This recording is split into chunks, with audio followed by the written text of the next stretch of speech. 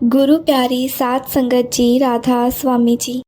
सात संगत जी, एक चतुर व्यक्ति को काल से बहुत डर लगता था। एक दिन उसे चतुराई सूझी और उसने काल को अपना मित्र बना लिया। उसने कहा कि मित्र, तुम किसी को भी नहीं छोड़ते हो, किसी दिन मुझे भी गाल में धर लोगे। इस पर काल ने कहा, सृष्टि नाटक का यह शाश्वत नियम है, इसलिए मैं मजबूर हूँ। आप मेरे मित्र हैं, मैं आपकी जितनी सेवा कर सकता हूँ करूँगा। आप मुझसे क्या आशा रखते हैं, आप ये बताइए। इस पर चतुर व्यक्ति ने कहा कि मैं इतना ही चाहता हूँ कि आप मुझे लेने पधारने के कुछ दिन पहले एक पत्र अवश्य लिख देना, ताकि मैं अपने बाल बच्चों को कारोबार की सभी बातें अच्छे से समझा सकूं और स्वयं भी भगवान के भजन में लग जाऊं। इस पर काल ने बड़े प्रेम से कहा कि ये कौन सी बड़ी बात है, मैं आपको एक नहीं 4 पत्र भेज दूंगा। वह मनुष्य बहुत प्रसन्न हुआ और सोचने लगा कि आज से मेरे मन से काल का भय भी निकल गया। मैं जाने से पूर्व अपने सभी कार्य पूर्ण करके जाऊंगा, तो देवता भी मेरा स्वागत करेंगे। सात संगत जी, दिन बीतते गए, आखिर उस व्यक्ति की मृत्यु की घड़ी आ पहुंची। काल अपने दूतों सहित उस चतुर व्यक्ति के समीप आकर कहने लगा, आपके नाम का वारंट मेरे पास है, मित्र आप चलिए। मैं सत्यता और दृढ़ता पूर्वक अपने स्वामी की आज्ञा पालन करते हुए एक क्षण भी तुम्हें यहाँ नहीं छोड़ सकता। इस पर उस मनुष्य के माथे पर बल पड़ गए, भृकुटी तन गई और कहने लगा, धिक्कार है तुम जैसे मित्रों पर। मेरे साथ विश्वासघात करते हुए तुम्हें शर्म नहीं आती? तुमने मुझे वचन दिया था कि लेने आने से पहले मैं तुम्हें पत्र लिखूंगा। मुझे बड़ा दुख है कि तुम बिना किसी सूचना के अचानक दूतों सहित मेरे ऊपर चढ़ आए। मित्रता तो दूर, तुमने तो अपने वचनों को भी नहीं निभाया।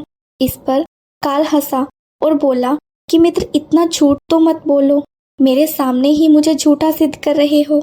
मैंने आपको एक नहीं 4 पत्र भेजे थे, आपने एक का भी उत्तर नहीं दिया। इस पर मनुष्य ने चौंक कर पूछा कि कौन से पत्र, कोई प्रमाण है? मुझे पत्र प्राप्त होने की कोई डाक रसीद आपके पास है तो आप दिखाइए। इस पर काल ने कहा कि मित्र आप घबराइए मत, मेरे 4 पत्र इस समय आपके पास मौजूद हैं। मेरा पहला पत्र आपके सिर पर चढ़कर बोला, आपके काले सुंदर बालों को पकड़कर उन्हें सफेद कर दिया, और यह भी कि सावधान हो जाओ, जो करना है कर डालो। नाम, बड़ाई और धन संग्रह के झंझटों को छोड़कर भजन में लग जाओ। पर मेरे पत्र का आपके ऊपर जरा सा भी असर नहीं हुआ। बनावटी रंग लगाकर आपने अपने बालों को फिर से काला कर लिया और पुनः जवान बनने के सपनों में खो गए। आज तक मेरे श्वेत अक्षर आपके सिर पर लिखे हुए हैं। उसके बाद मैंने दूसरा पत्र आपके नेत्रों के प्रति भेजा। नेत्रों की ज्योति मंद होने लगी, फिर भी आंखों पर मोटे शीशे चढ़ाकर आप जगत को देखने का प्रयत्न करने लगे। 2 मिनट भी संसार की ओर से आंखें बंद करके ज्योति स्वरूप प्रभु का ध्यान मन में नहीं किया। इतने पर भी सावधान नहीं हुए तो मुझे आपकी दीन दशा पर बहुत तरस आया और मित्रता के नाते मैंने तीसरा पत्र भी भेजा। इस पत्र में आपके दांतों को छुआ, हिलाया और तोड़ दिया, और आपने इस पत्र का भी जवाब ना देकर और ही नकली दांत लगवा लिए और जबरदस्ती संसार के भौतिक पदार्थों का स्वाद लेने लगे। मुझे बहुत दुख हुआ कि मैं सदा आपके भले की ही सोचता हूँ, और ये हर बार एक नया और बनावटी रास्ता अपनाने को तैयार रहता है। अपने अंतिम पत्र में मैंने रोग, क्लेश और पीड़ाओं को भेजा, परंतु आपने अहंकारवश सब कुछ अनसुना कर दिया।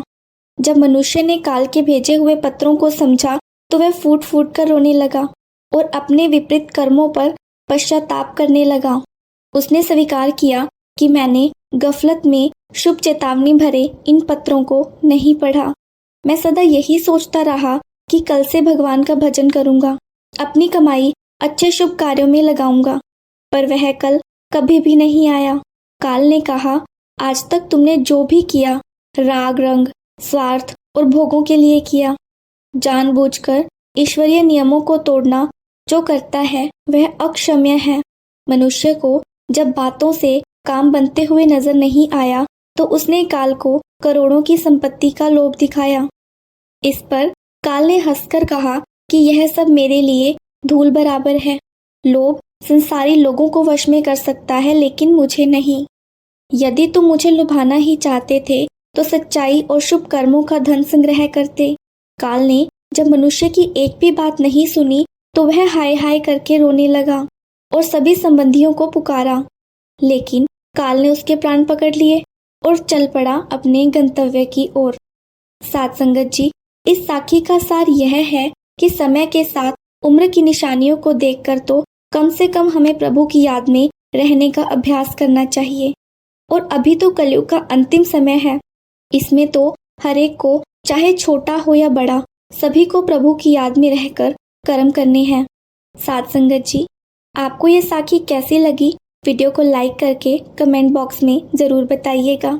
और आप इस चैनल को सब्सक्राइब करके बेल आइकन को ऑन कर सकते हैं, जिससे आपको नई नई साखी की नोटिफिकेशन मिल पाए। इसके साथ ही आपसे विदा लेते हैं और मिलते हैं एक नई साखी के साथ। तब तक के लिए राधा स्वामी जी।